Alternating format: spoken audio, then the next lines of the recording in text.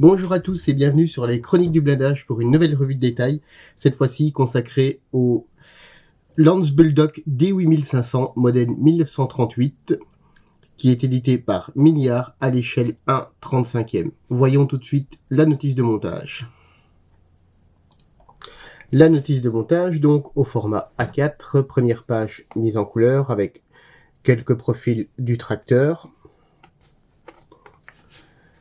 On passe à l'intérieur. L'intérieur se compose donc ici, comme à l'accoutumée, de toutes les indications de coller, pièces optionnelles, ainsi de suite. Ici, vous avez les grappes. Elles ne sont pas... Il n'y en a pas énormément dans cette maquette, mais elles sont relativement de qualité. Une petite planche de photodécoupe, une petite planche également de décale, et les références couleurs. En première étape, on assemble le bloc de transmission.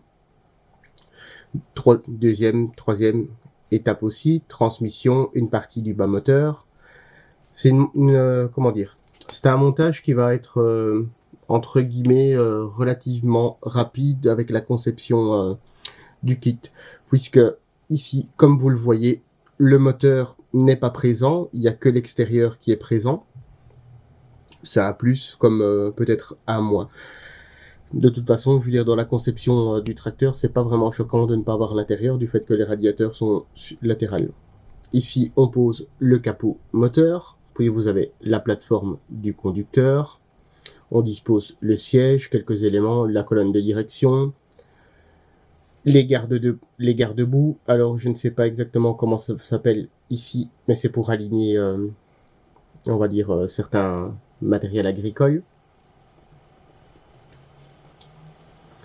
On passe à la page numéro 6, donc ici tout ce qui est direction, l'échappement qui est relativement grand, et on commence ici avec la préparation des roues. Donc ce modèle c'est avec les roues entièrement métalliques. Si vous allez faire une petite recherche ne fût-ce que sur Google ou Internet, vous allez trouver pas mal d'images, aussi bien d'époque que de tracteurs restaurés. Ça va vous permettre de vous faire vraiment une idée de comment le tracteur peut être exploité. Donc l'installation des roues, quelques petits détails. Ici, je ne sais, je pense que ça doit être le lanceur du moteur ou du moins c'est un mécanisme à inertie. Et ici, c'est déjà la dernière étape. Donc le kit se compose réellement en 15 petites étapes. Et ici, vous avez donc entre guillemets la seule et unique décoration, puisque le tracteur est en couleur dit usine, et avec la pose des quelques petites décales et la mise en peinture. On passe directement avec l'intérieur de la boîte. Une première grappe ici avec donc, vous voyez, la grappe n'est pas excessivement grande, donc une première grappe avec un des côtés des cloisons moteur, quelques petits détails, le siège entièrement ajouré, une partie de l'échappement, il y a une légère ligne de moulage, mais voilà, c'est pas excessivement grand. Vous voyez, c'est relativement bien moulé. Le plastique gris habituel de chez Milliard. Toutes les petites pièces sont bien représentées. Voilà. Comme ça, vous voyez relativement bien. Tout ce qui est radiateur est très joli. L'espèce de grillage est bien représenté. Le siège, même chose. Peut-être qu'il mérite d'être affiné, puisque dans la réalité, c'est une tôle emboutie. Et ici, on est quand même au niveau épaisseur. Je ne sais pas si on peut s'en rendre compte. Voilà, je vais mettre mon doigt à côté. Vous voyez, c'est légèrement épais, mais il y a moyen peut-être légèrement biseautant les côtés pour faire illusion. On passe à une seconde grappe. La seconde grappe qui contient les garde-boue. Alors, la pièce qui se maintient à l'arrière pour accrocher certains matériels agricoles, donc je suppose peut-être pour remuer la terre, ainsi de suite. Alors c'est entre guillemets, c'est du mini-art, quoi. Personnellement, j'ai vu entre guillemets une évolution, puisque j'ai déjà monté quelques kits mini-art. J'ai l'impression qu'ils ont fait un peu plus attention aux pastilles d'éjection. Avant, par exemple, sur des pièces comme ceci, il y aurait eu une pastille d'éjection à l'intérieur, et ici, il n'y en a absolument pas. Donc je pense que ils se sont un peu améliorés à ce niveau aussi. Et c'est vraiment très très joli. Je vais vous zoomer. Par exemple, ici, les maintiens de garde-boue, vous voyez on va dire les poutres sont vraiment très très bien représentées, donc pliées pour maintenir la forme, ainsi avec le maintien de boulon. C'est vraiment très très très joli. La pièce ici, même chose, aucune pastille d'éjection. Je suis vraiment étonné. C'est très bien moulé. Il y a juste ici une petite ligne de moulage, à voir peut-être avec les photos entre guillemets historiques, si c'est une ligne de moulage ou si c'est un roulé dans la conception du garde-boue, du fait que ça doit être une tôle emboutie. C'est peut-être pas à poncer ni à éliminer, quoi. Donc ici, on a la deuxième grappe. On passe à une grappe suivante.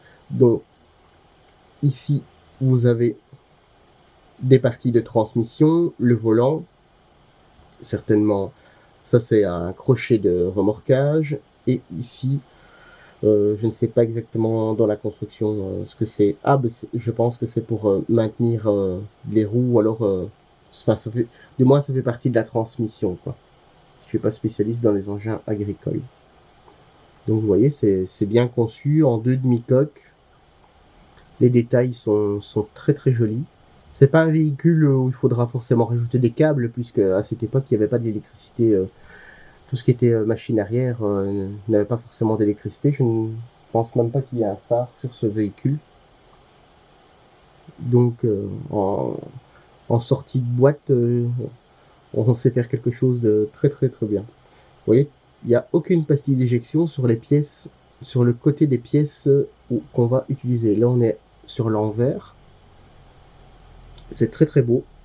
Même chose ici, il y a un petit ourlet, mais je pense que c'est entre guillemets normal. Donc à voir, vous voyez, ici, il y a un petit ourlet, je pense que c'est normal. Donc il ne faudra pas l'éliminer au ponçage. Ici, vous voyez, il y a une petite ligne de moulage, bêtement, avec sans doute le dos du scalpel ou une éponge Tamiya, on saura l'effacer. On passe à une grappe suivante.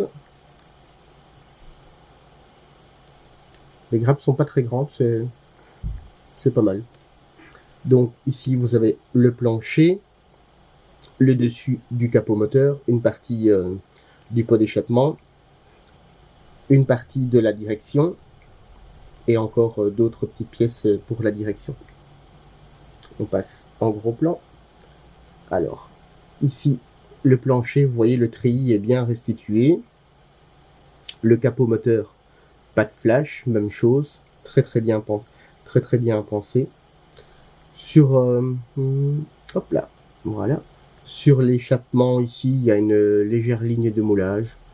Mais comme je vous disais, ce sera pas forcément très difficile à enlever.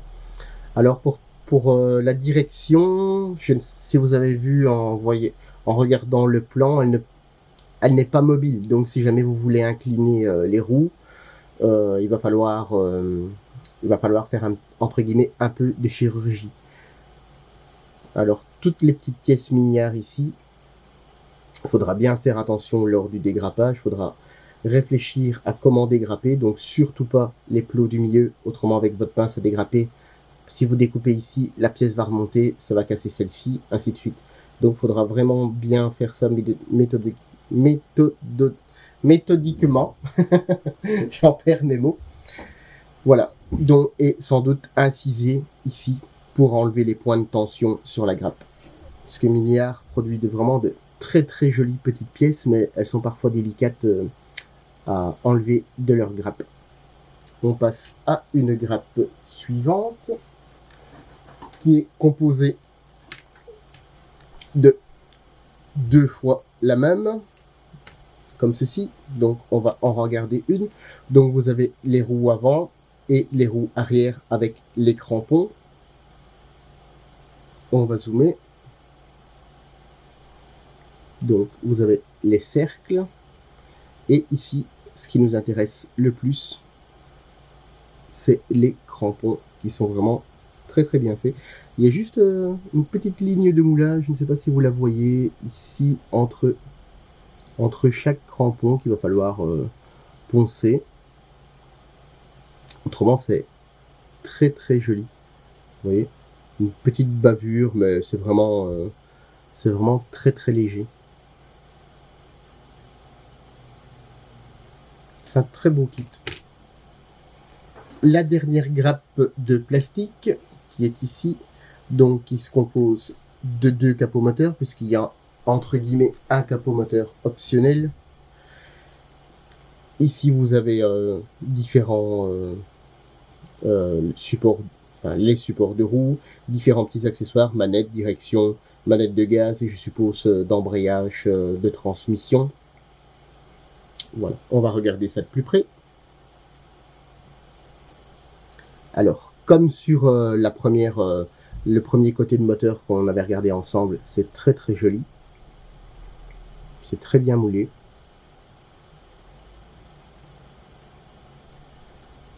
Différents supports.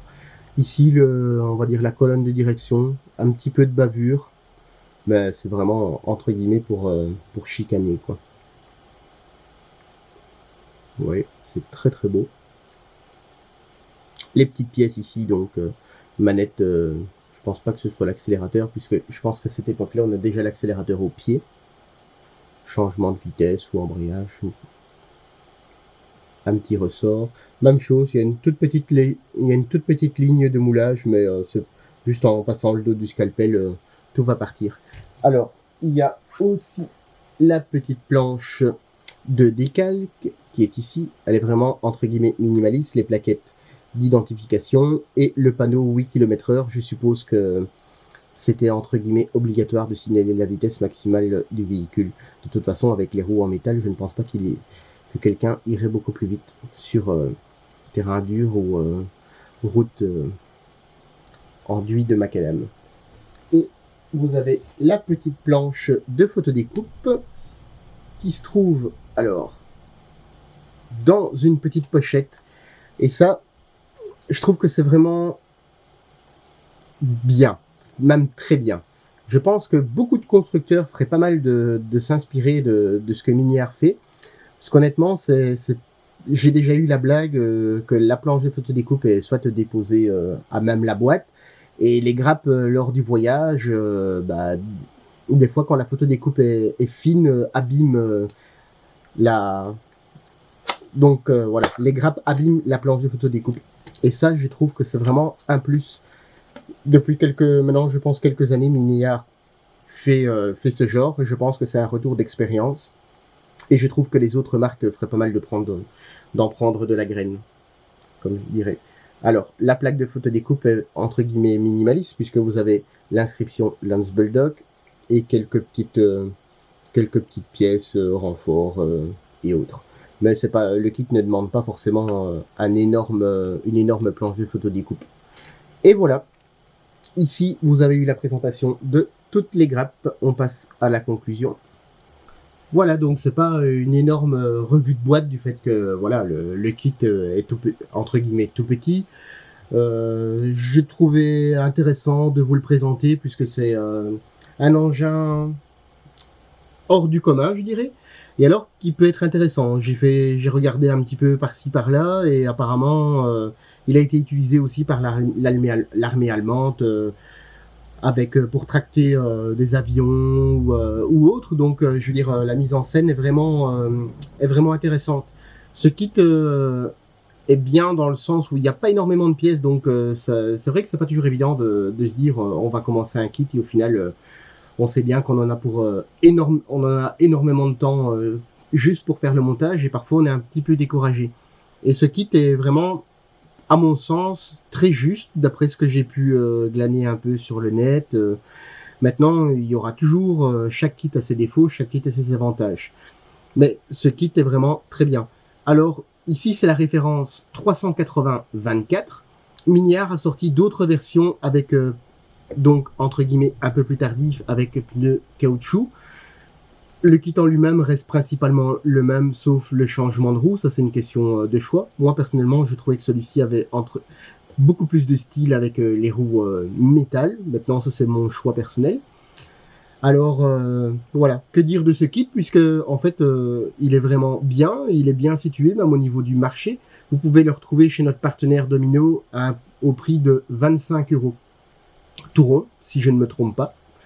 Et je pense que à l'heure d'aujourd'hui, à 25 €, on n'a pas grand-chose, surtout de cette qualité-là.